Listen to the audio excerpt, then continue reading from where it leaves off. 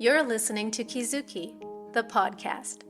I'm Mae Yoshikawa, and I define the Japanese concept of kizuki as the following. Kizuki 1. A moment of epiphany, an aha of realization or insight which opens the knower to a new dimension of truth that was formerly unknown.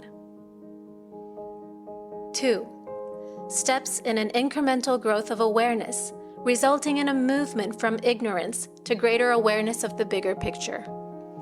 A kind of knowing that cannot be undone, that cannot be unrealized.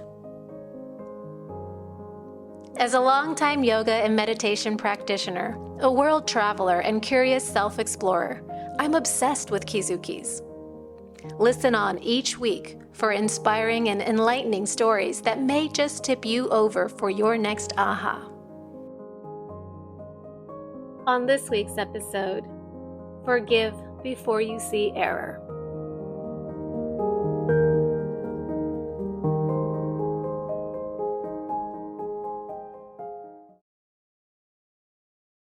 A number of years ago, I read something that stopped me in my tracks.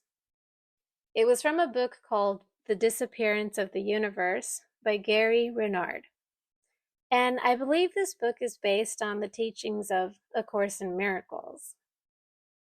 The words were, forgive before you see error. And this single phrase has just remained with me. It's like it quietly changed the way I see the world. I mean, what does it mean to forgive before you see error? The first place my mind went to was parenting. Because as a parent, you often love your child long before you know anything about who they are, before they're even born, before you've named them. There is this unconditional yes. It's like it doesn't matter what they do, how they arrive, or what they need. You just love them because you love to love. It's like they're born to be loved by you. And not only that, you were born to be loving because honestly, it feels good to love. And when the child comes into the world, you keep loving. Even when they scream, cry, poop, wake you up for the 5th time in one night, you love through it all, helplessly, like water flowing downstream. Almost as if they're giving you an opportunity to discover that you're that good at loving. Then, of course, they grow, they make mistakes, they talk back, they might lie to you, or do or say something that hurts you. And it sucks, right? But still, the loving doesn't stop. Not necessarily because you think they earned it, or not because they apologized, although sometimes it might be nice if they do, but because you can't help it, because your love wasn't conditional to begin with. So I got to thinking, maybe that's what it means to forgive before you see error.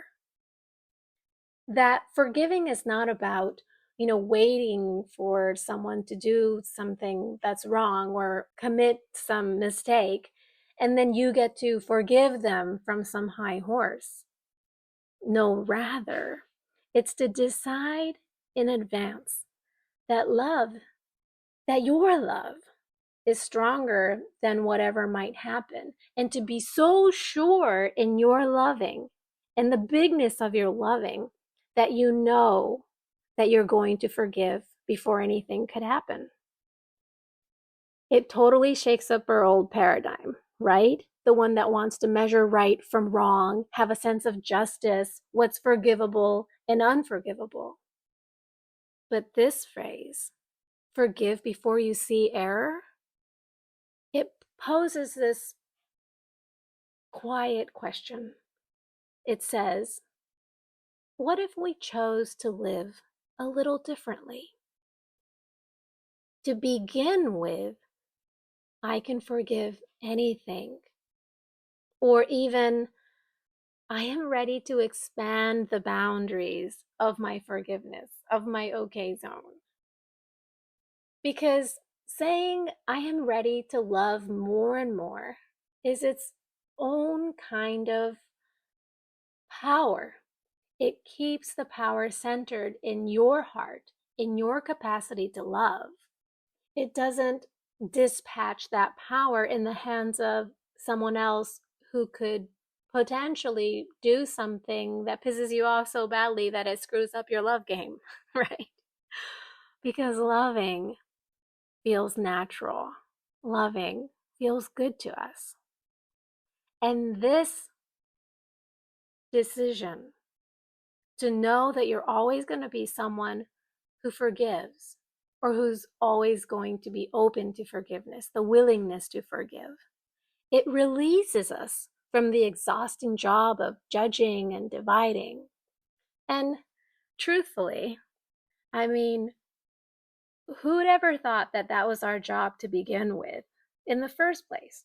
I mean, I think of the Japanese phrase "nani-sama nano," like, what are you, a king? You know, a queen? You get to judge what's right and what's wrong, and you know, you get to sit on some high horse?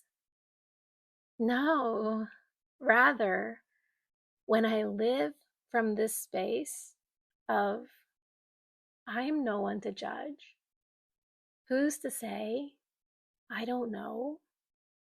I just know that I like to love, and I will give my everything to be willing to forgive because it aligns me to love. Then there's a sense of return, a lightness, a knowing that says, I am here to be love in motion. I'm not perfect, I'm learning, but I'm en route to becoming and being an embodied, loving person, a forgiving person, expanding day by day, chance by chance, spacious and soft. And that perspective alone changes everything. Because in letting go of the role of the judge, we make space for much, much bigger hearts to lead. And we begin to see maybe we really are that big in heart. Thanks for listening again, you guys. And if this reflection stirred something in you, I'd love to invite you to visit my newly refreshed personal website. It's at maey.live. You'll find this episode there in blog format, along with many other pieces I've written that haven't and may never be turned into podcasts. They are unspoken moments of kizukis, and they are seeds waiting to be found, maybe by you. And if this touched you, I would love it if you could please share it with someone that you love too. Until next time.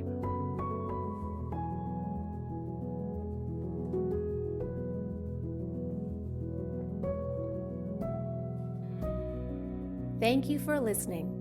Learn more about me and my Kizuki journaling Mae method at my website, kizukijournaling.com. That's KIZUKIJOURNALING.com. Or find me on Instagram at MAEYOSHIKAWA.